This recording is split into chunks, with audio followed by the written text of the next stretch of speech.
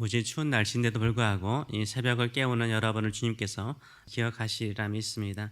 때야 32장 1절에서 8절 말씀을 보도록 하겠습니다.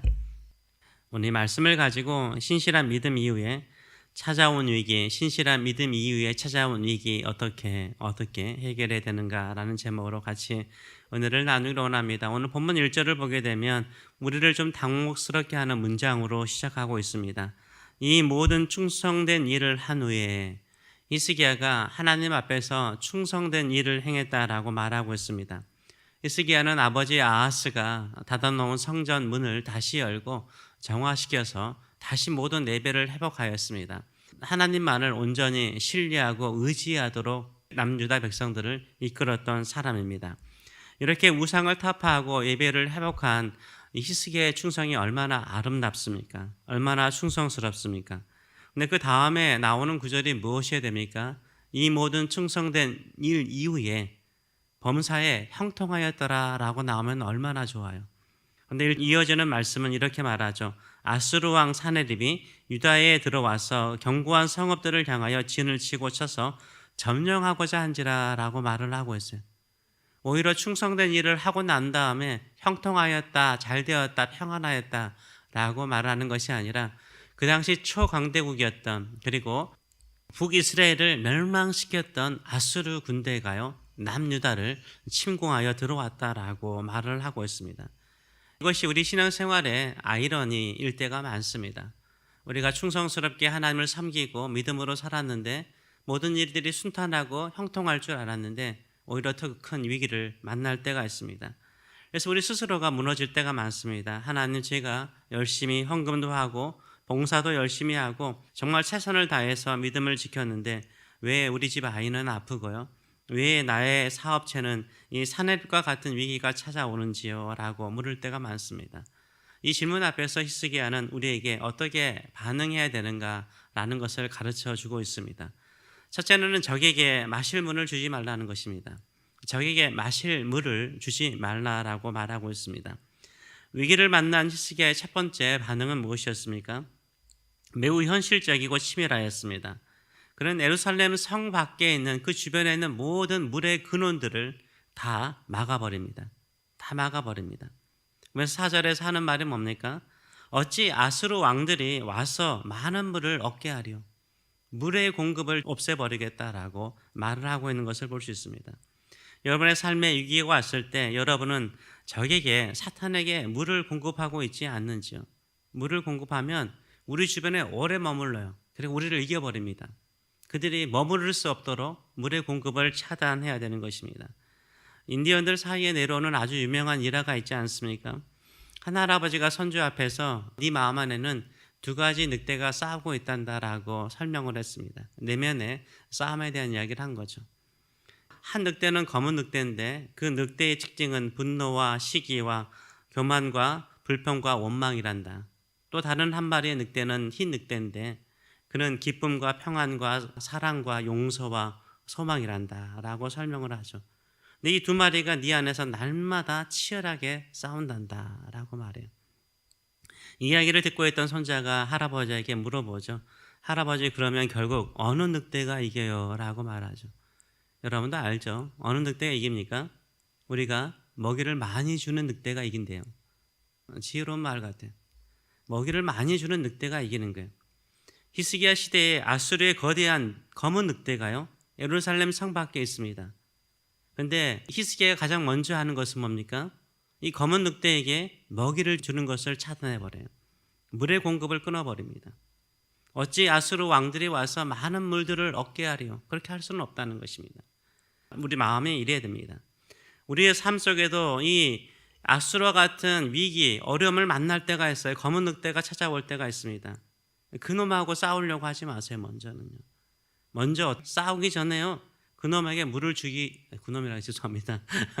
원수에게 물을 주지 않으려고 해야 돼요. 그래서 내 입에 원망이라는 것이 있으면요 어떻습니까? 이미 검은 늑대에게 지금 물을 주고 있는 거예요. 밤새도록 어렵고 힘든 환경들, 여건들을 생각하면서 묵상하면서 염려에 빠지는 순간 아수르 군대에게 뭐 하는 거예요? 시원한 물을 주고 있는 거예요. 시원한 물을 주고 있는 거예요. 히스기야는 결단하죠. 어떻게 합니까? 물 공급을 차단하겠다는 거예요. 사탄이 좋아하는, 우리의 원수가 좋아하는 불평, 원망, 염려, 걱정, 이거를 다 차단하시는 저와 여러분 되시길 축원합니다. 그래서 입술에서 그 염려, 걱정, 불평을 없애세요. 생각에서도 없애세요. 공급하면 안 되는 거예요. 그들이 우리를 잡아먹습니다. 두 번째로는 무너지지 않는 나만의 영적인 요새를 만들어 가시기를 바랍니다. 히스기야는 물의 근원을 막고 난 다음에 곧바로 뭐 합니까? 무너진 성벽들을 다시 중건하고 다시 세워나가는 것을 볼 수 있습니다. 5절과 6절의 말씀을 보게 되면 히스기야가 힘을 내요. 성벽을 쌓는 것은요, 경건의 삶을 회복하는 것은요, 힘을 내야 돼요. 힘을 내야 돼요. 힘을 내야 돼요. 기분에 따라서 하면 안 돼요. 힘을 내야 돼요. 운동하는 분들도, 피트니스 가신 분들 내가 보니까 진짜 힘을 내더라고요. 내가 이 눈 내리는데 운동하는 사람도 봤어요. 뛰어다니는 거 한 사람 봤어요. 그렇게 열심히 운동하더라고요. 아담스백인가요? 아담스백을 토요일 날 갈 일이 있어가지고 갔죠. 아직 끝자락 4시에 문 닫잖아요. 한 3시 반쯤에 갈 일이 있어서 갔어요. 그분들이 그러더라고요. 베이글 내일 아침에 더 신선하니까 내일 아침에 와서 사래요. 그래서 내일 눈 오는데 오픈하냐고. 오픈한대요. 5시 반에 오픈한대요. 장사꾼들도요. 5시 반에 그 폭설 내린다는 거 알면서도 오픈하더라고요. 놀랐어요. 다른 데 보니까 다른 가게들도, 이 글로서리 가게들 다 오픈하더라고요. 얼마나 놀랐는지 몰라요. 돈을 벌려면 그렇게 또 열심히 해야 되죠. 영적인 내면을 경건하게 하는 것도요, 이런 열심이 있어야 돼요. 힘을 내었다는 거예요. 첫째는 뭐합니까? 무너진 모든 성벽을 보수했다라고 말을 하고 있어요. 내 신앙에 틈새가 있잖아요. 내 신앙을 좀 게으르게 만드는, 내가 좀 부족한 것들이 있어요. 그것들을 다시 메꿔간 거예요. 내가 거룩한 언어를 쓰는 습관이 안 돼 있으면 그게 적이 들어오는 틈새거든요. 이 거룩한 언어를 만들어 가는 거죠. 영어를 쓰는 거예요. 의도적으로 써야 되는 거죠. 훈련해야 되는 거죠. 두 번째는 망대와 외성을 쌓았다라고 말을 하고 있어요. 이 망대는 높은 곳이에요. 망을 보는 곳이잖아요. 그래서 망대예요. 망을 보는 거예요. 영적인 안목을 가지려면 어떻게 해야 돼요? 높이 올라가야 되는 거예요. 높은 망대를 세워요. 망대에 가야만이 영적인 안목이 생기고 통찰력이 있어가지고 적들이 공격하는 것을 미리 알고 어떻게 해요? 방어할 수 있는 거예요. 저는 새벽에 망대를 세우는 거라고 생각을 해요. 미리 준비하고 미리 기도하는 거예요. 미리 준비하신 마음속에 하나님께서 능히 이길 수 있는 능력을 주시는 줄 믿습니다. 세 번째로는 무기와 방패를 만들었다라고 말하고 있어요. 성경에서는 칼을 말씀의 검이라고 말하죠. 그리고 방패는 믿음의 방패라고 말해요. 우리가 성경 열심히 읽으시는 성도들의 모습 보니까 너무나 행복해요. 말씀으로 내 자신을 무장하는 것이, 그것이 바로 원수를 이기는 칼이 되는 줄 믿습니다. 믿음으로 살겠다라고 주만을 붙잡는 것이 결국은 우리 믿음의 방패가 되는 줄 믿습니다. 위기가 닥쳐서 무기를 만들면 위험합니다. 오히려 평안할 때 이 예배 시간에 영적인 무기를 만들어서 원수들을 이겨나가시는 저와 여러분 되시길 축원합니다. 여러분의 마음을 망치지 마세요. 히스기야처럼 부지런히 성벽을 한번 만들어 갑시다. 무너져간 경건의 습관을 회복하여서 모든 원수를 이기고 오히려 하나님께서 더 크게 축복하시는 은혜를 경험하시는 저와 여러분 되시길 축원합니다. 세 번째로는 육신의 팔을 꺾는 하나님의 손을 의지하시는 저와 여러분 되시길 축원합니다. 7절과 8절을 보게 되면 히스기야가 군대 지휘관들과 군인들을 광장에 모아놓고 연설을 하는데 위로를 해요. 위로가 뭐죠? 하나님이 싸우신다는 것이 위로죠. 하나님이 우리와 함께 하신다는 게 위로예요.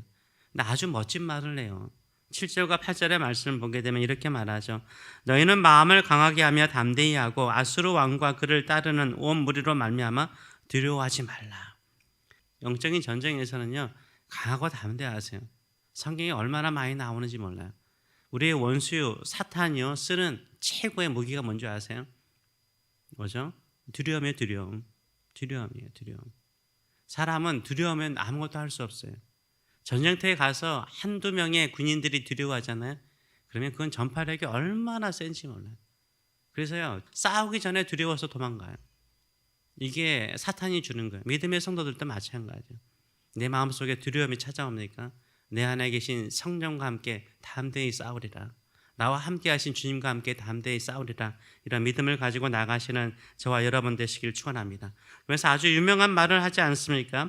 우리와 함께 하시는 이가 그와 함께 하시는 자보다 크니 그와 함께 하는 자는 육신의 팔이요 우리와 함께 하시는 이는 우리의 하나님 여호와시니라. 아멘. 반드시 우리를 도우시고 우리를 대신하여 싸우시리라라고 선포하고 있는 것을 볼 수 있습니다. 그들이 의지하는 건 뭡니까? 육신의 팔이에요. 이 육신의 팔이요. 망치 하나면 다 망가져요. 그렇죠? 망치로 한번 우리 손 쳐보세요. 아무리 강한 무쇠의 팔일지라도요. 망치로 쳐버리면요. 다 망가집니다. 그들이 의지하는 것은 육신의 팔이라는 거예요. 우리와 함께 하시는 분은 우리를 위해서 대신하여 싸우시는 하나님이신 줄 믿습니다. 이 믿음을 가지고 살아가시는 저와 여러분 되시길 축원합니다. 여러분을 위로하는 메시지는 뭘까요? 여러분의 사랑하는 자녀들을 위로하는 메시지는 뭘까요? 두려워하지 말라. 하나님이 너와 함께 하신다. 세상 사람들은 육신의 팔을 의지하지만 우리는 우리를 위해서 십자가에 죽으신 예수 그리스도의 힘을 의지한다. 손을 의지한다. 그 믿음을 가지고 위로하시는 저와 여러분 되시길 축원합니다. 그래서 하는 말이 뭐예요? 반드시 우리를 도우시고 우리를 대신하여 싸우신다는 거예요. 대신하여. 우리를 대신하여 싸우시는 줄 믿습니다. 이런 영광의 삶을 살아가시는 저와 여러분 되시길 축원합니다. 기도하겠습니다.